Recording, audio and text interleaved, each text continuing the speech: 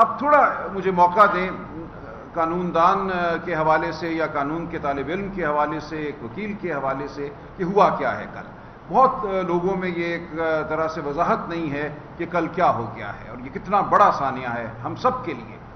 دیکھیں، ہم لوگ جو وکالت کے شعبے سے تعلق رکھتے ہیں 32-33 سال اب مجھے بھی ہو گئے، ہمیں پتہ ہوتا ہے کہ کون سا جج جو ہے دم خم رکھتا ہے جابر سلطان کے سامنے سچ بولنے کا، حق بات کرنے کا، اور کون نہیں رکھتا.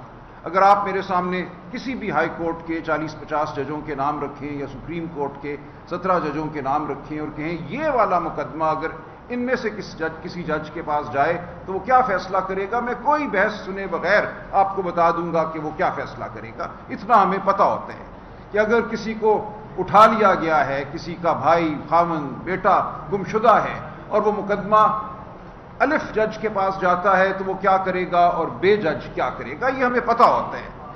الف جج جو ہے اس کو ٹالے گا، بہت عدالت میں جاؤ جلال دکھائے گا، لیکن کہے گا مجھے 2 ہفتے میں رپورٹ دو، میں مزید وقت نہیں دوں گا، اور اس طرح مہینے گزار دے گا اور کچھ بھی نہیں ہوگا نشستن برخاستن کے سوا. اس طرح کے جج بہت ہیں ہماری عدالتوں میں بدقسمتی سے.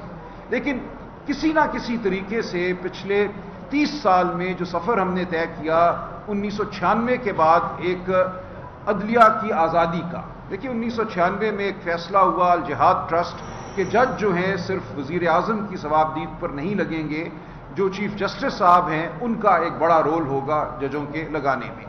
اس کے بعد 2010 میں 18ویں آئینی ترمیم آئی، اس کے تحت، اور 19ویں ترمیم پھر آ گئی، ایک جوڈیشل کمیشن بنا جس میں ججوں کی تعداد زیادہ تھی، باقی بھی تھے ارکان لیکن وہ ججوں سے کم تھے.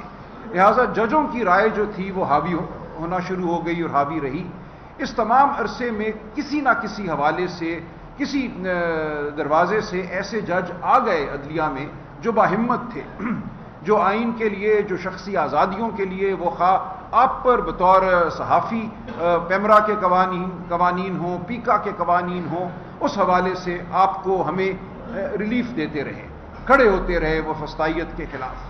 یہ تمام جو عمل تھا 2010 کے بعد، بلکہ میں کہوں گا 1996 کے بعد، اس عمل کا کل ڈراپ سین ہوا ہے، اس کو کل ختم کر دیا گیا ہے. یہ کہا گیا کہ عدلیہ میں ایسے لوگ آ گئے ہیں جو کھڑے ہو جاتے ہیں ہمارے خلاف، خط لکھتے ہیں اگر ہم ان کے بیڈ روموں میں کیمرے نصب کریں، اگر ہم ان کی بات سنیں، ان کے فون سنیں تو یہ احتجاج کرتے ہیں. ان کو ہمت کیسے ہوئی احتجاج کرنے کی، یہ کہنے کی کہ وہ دباؤ میں ہیں. دباؤ ڈالنا تو ہمارا حق ہے، اس ریاست کو ہم نے چلانا ہے، کوئی آزاد جج ہمیں قبول نہیں ہے. تو یہ عمل شروع ہوا میری نظر میں اسلام آباد ہائی کورٹ کے 6 جج صاحبان نے جب خط لکھا، وہاں سے یہ فیصلہ کیا گیا کہ اب ہم نے عدلیہ میں نہیں رہنے دینا کسی ایسے عہدے پر کسی ایسے جج کو جو ہماری خواہش سے برعکس کوئی فیصلہ کرے، جو کسی کو ریلیف دے دے، کسی صحافی کو، کسی گمشدہ کو ریلیف دے دے، جو ریاست کے خلاف کہے کہ تم حاوی ہو رہے ہو ان کے بنیادی حقوق پر، تم ان کو پامال کر رہے ہو. لوگوں کو اٹھانا، مارنا، پیٹنا تو ہمارا حق ہے. یہ جج کون ہوتے ہیں کہ اس میں دخل اندازی کریں؟ اگر ہم لوگوں کے فون سنتے ہیں تو یہ ہمارا حق ہے. ان تمام ججوں کو ہم نے فارغ کرنا ہے. یہ ایک فیصلہ ہوا اصولی طور پہ. دیکھیں، جو ہم پٹیشنیں لے کر جاتے ہیں بطور وکیل عدالتوں میں، وہ آئینی بنیادوں پر لے کر جاتے ہیں. آئین کا آرٹیکل 199 ہے، وہاں ہم یہ کہتے ہیں کہ یہ میرا بنیادی حق ہے کہ میں تنظیم سازی کروں، خواہ وہ ٹریڈ یونین ہو، خواہ وہ سیاسی جماعت ہو. میرا یہ بنیادی حق ہے کہ میں بول سکوں. آزادی اظہار مجھے آئین دیتا ہے. مجھے آزادی اظہار کے استعمال کی وجہ سے معتوب نہیں کیا جا سکتا. آپ میرے کسی پیارے کو گھر سے اٹھا کر نہیں لے جا سکتے. ایک قانون ہے جو مجھے زندگی کی، میرے وجود کی ضمانت دیتا ہے. تو یہ تمام معاملات آئینی نوعیت کے ہیں، یہ سیاسی نہیں ہیں، یہ بنیادی حقوق سے منسلک معاملات ہیں. کل یہ کہا گیا کہ ان معاملات کو سننے کے لیے ہائی کورٹوں میں بھی اور سپریم کورٹ میں بھی جج جو ہیں وہ حکومت متعین کرے گی. ایک کمیشن بنا دیا گیا ہے، اس کمیشن میں اکثریت ہمیشہ حکومت کی ہوگی، حکومتی پارٹی کی. اور آپ جانتے ہیں کہ اس وقت حکومت کیا ہے. حکومت صرف ایک ماسک ہے، اس کے پیچھے کون کھڑا ہے ہم سب جانتے ہیں. تو فیصلہ کل یہ ہوا، اس فارم 47 پارلیمنٹ نے اور ان لوگوں نے جو اپنے آپ کو آئین پاکستان کا وارث کہتے ہیں، انہوں نے اپنے ہاتھ کاٹ دیے، اپنے ضمیر کو دفن کیا۔ انہوں نے تمام طاقت عدالت کی جو ہے عدالت میں تعیناتی کی، وہ ان کو دے دی جو جبر کرتے ہیں۔ جبر کرنے والوں کو کہا گیا کہ اب اپنے مرضی کے جج لگاؤ، اس ملک میں اب سکون ہی سکون ہوگا، چین ہی چین ہوگا، جس کو چاہو اٹھا لو، جس کو چاہو اس کا منہ بند کر دو۔ تو یہ سب سانیہ کوئی پی ٹی آئی کا سانیہ نہیں ہے۔ مجھے حیرت ہوتی ہے جب لوگ کہتے ہیں یہ پی ٹی آئی کا معاملہ تھا۔ یہ معاملہ تو آپ کے بچوں کا ہے، آپ کے پیاروں کا ہے، یہ آپ کا ہے، آپ کی روزگار کا ہے، یہ بطور انسان میرا ہے، ہم سب کا ہے۔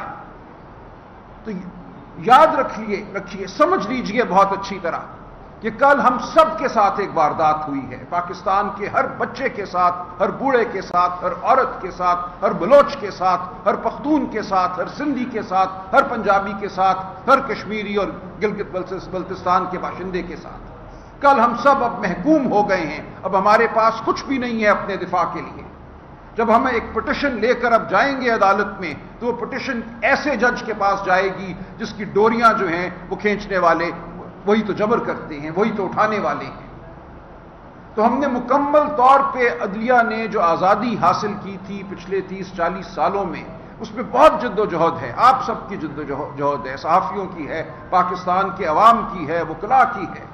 اس جد و جہد کا کل گلا گھونٹ دیا گیا۔ کہا گیا کہ اب ہائی کورٹوں میں بھی اور سپریم کورٹ میں بھی وہی جج اس قسم کے معاملات کو سنے گا جس کو ہم مقرر کریں گے۔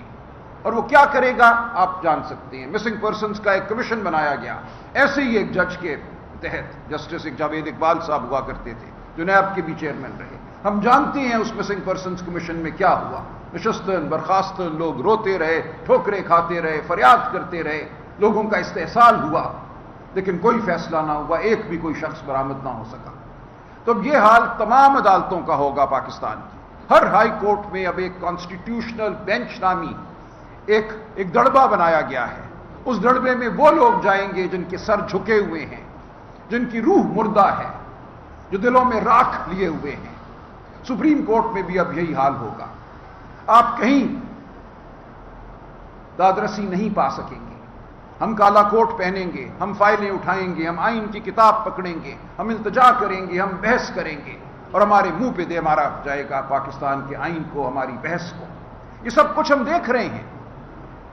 پچھلے 30-40 سالوں میں ہم جانتے ہیں کہ ہمیشہ ججوں کا ایک گروہ ہوتا ہے جو تابع ہوتا ہے، جو مطیع ہوتا ہے، لیکن ہم نے بڑی جد و جہد سے، بڑی کوشش سے اپنی عدلیہ میں ایسے جج پیدا کیے تھے جو دکھا رہے تھے، طاقت دکھا رہے تھے، جو انسان کے ساتھ احترام سے پیش آ رہے تھے، احترام انسانیت کو وہ برتر سمجھتے تھے، جبر کے سامنے کھڑا ہونا شروع کر رہے تھے۔ ان کی ٹانگیں کاٹ دی گئی ہیں، ان کے ہاتھ توڑ دیے گئے ہیں، ان کی زبان کھینچ لی گئی ہے۔ کل یہ ہوا ہے۔ اس لیے جان لیجئے کہ آج اور کل پاکستان بدل گیا ہے۔ ہم ایک بہت تاریک دور میں چلے گئے ہیں۔ یہ وہ دور ہے جو شاید انگریز کے زمانے میں بھی نہیں تھا۔ دیکھیں انگریز نے بھی جب 1860 میں ہمارے قوانین بنائے، ضابطہ فوجداری بنایا، اس کے بعد انہوں نے پینل کوڈ بنایا، ان سب میں یہ لکھا کہ خواتین پہ کوئی سورج غروب ہونے کے بعد کوئی گرفتاری نہیں ہوگی، کسی گھر میں داخلہ نہیں ہوگا جہاں خواتین ہوں۔ یہ سب کچھ انگریز نے لکھا 1860 میں۔ آج ہم دیکھ رہے ہیں یہ تمام اصول پامال ہو چکے ہیں۔ کسی کی بیوی، بیٹی، بہن، ماں محفوظ نہیں ہے۔ اس ماحول میں ہم نے مزید تاریکی پیدا کی ہے۔ تو ہم اب بالکل نہتے ہیں۔ میں آپ کو یہ کہنے آیا ہوں کہ یہاں سے آگے کچھ نہیں ہے سوائے جد و جہد کے، سوائے اس بات کے کہ ہر سیاسی تفریق سے، ہر لسانی تفریق سے بالا تر ہو کر ہم اکٹھے ہوں، ہم اپنی آواز بلند کریں۔ عدالتوں میں اگر آواز بلند نہیں کرنے دی جائے گی تو سڑکوں پر ہم بلند کریں گے، میدانوں میں ہم بلند کریں گے، گھاٹیوں میں، پہاڑوں پہ ہم بلند کریں گے۔ پاکستان کا کوئی خطہ ایسا نہیں رہے گا جہاں جبر نہیں ہوگا۔ اس لیے پاکستان کے ہر خطے میں ہمیں آواز بلند کرنی ہوگی، اپنے لیے، اپنے پیاروں کے لیے، اپنی آنے والی نسلوں کے لیے۔ تو میرا آج آپ کو یہی پیغام ہے۔ یہ پی ٹی آئی کا پیغام نہیں ہے۔ میں بطور پاکستانی، ایک رنجیدہ پاکستانی، بطور قانون کے طالب علم آپ سے مخاطب ہوں۔ میں اس حیثیت میں آپ سے مخاطب ہوں جو 30-32 سال میں نے گزارے آپ کے حقوق کی لڑائی میں۔ جو لوگ جانتے ہیں میرے کیریئر کو وہ جانتے ہیں کہ کبھی میرے دفتر سے کوئی غریب خالی ہاتھ واپس نہیں گیا، کوئی مزدور کبھی میرے دفتر سے واپس نہیں گیا۔ کوئی میرے دفتر میں اگر داخل ہوا ہے کسی فیکٹری میں کام کرنے والا مزدور، کوئی پی این، اس کی پٹیشن، آئینی پٹیشن لے کر میں ہمیشہ عدالت کے سامنے گیا ہوں۔ فیس تو ظاہر ہے سوال پیدا نہیں ہوتا، وہ پینشنر ہو، وہ نکالا ہوا مزدور ہو، ہم آئینی پٹیشنیں لے کر عدالتوں میں جاتے تھے۔ اب کس عدالت میں جائیں گے؟ میں اب کیا اس کو دلاسا دوں گا کہ تمہیں میں اس عدالت میں لے جاؤں گا جہاں ایک شخص بیٹھا ہوگا، اس نے بوٹ نہیں پہنے ہوں گے، وردی نہیں پہنی ہوگی، لیکن اس کا دل اور دماغ جو ہیں وہیں سے ٹٹولے جائیں گے، وہیں سے کنٹرول ہوں گے۔ تو یہ ہے وہ سانحہ جو ہمارے سامنے کھڑا ہے۔ تو میری آپ سب سے گزارش ہے، پاکستان کے ہر شہری سے گزارش ہے کہ اب اٹھو، بہت ہو گیا۔ اب ہمارے پاس کوئی چارہ نہیں ہے اس کے سوا کہ ہم اپنی آواز بلند کریں۔ ہم لڑتے رہیں گے عدالتوں میں، جو بھی ہے، جس قسم کی بھی عدالتیں ہیں، لیکن وہاں آپ توقع نہ رکھیے۔ اب آپ کو معاملات کو سمجھنا ہوگا، اپنے ہاتھ میں لینا ہوگا۔ جو عمل ہے یہ مدافعت کا، ریزسٹنس کا، اس کا حصہ بننا ہوگا۔ تو میری آپ کو یہی دعوت ہے، چاہے آپ پی ٹی آئی میں ہوں، چاہے آپ پی ٹی آئی سے باہر ہوں، کہیں بھی ہوں، اب آپ کے پاس کوئی آپشن نہیں ہے اس کے سوا کہ آپ مدافعت کریں، پاکستان کو بچائیں، پاکستان کو تاریک تر ہونے سے بچائیں۔ اس کو ہم نے قبرستان نہیں بننے دینا، یا قبرستان کی خاموشی نہیں ہم نے ہونے دینی۔ کوئی ملک فلاح نہیں کرتا۔ آج ہر بچہ اس ملک کا یہاں سے بھاگنا چاہتا ہے۔ اس کی کیا وجہ ہے؟ کیونکہ کسی کو اپنی عزت کا تحفظ محسوس نہیں ہوتا، کسی کو یہ نہیں لگتا کہ یہاں کام قانون اور قاعدے کے مطابق ہوگا۔ اگر اس کے حق پر ڈاکہ ڈالا گیا تو کوئی عدالت ہوگی جو اس کو ریلیف دے گی، جو اس کو اس کا حق لوٹائے گی۔ آج وہ خواب اگر تھا کہ اس ملک میں قانون کی حکمرانی ہوگی تو وہ خواب ہم سے آج اور دور ہو گیا ہے۔ تو میری یہی گزارش ہے، درد مندانہ گزارش ہے کہ آئیے اپنا ساتھ دیجئے، پاکستان کا ساتھ دیجئے، شرافت کا ساتھ دیجئے۔ ہم آپ کے ساتھ ہیں۔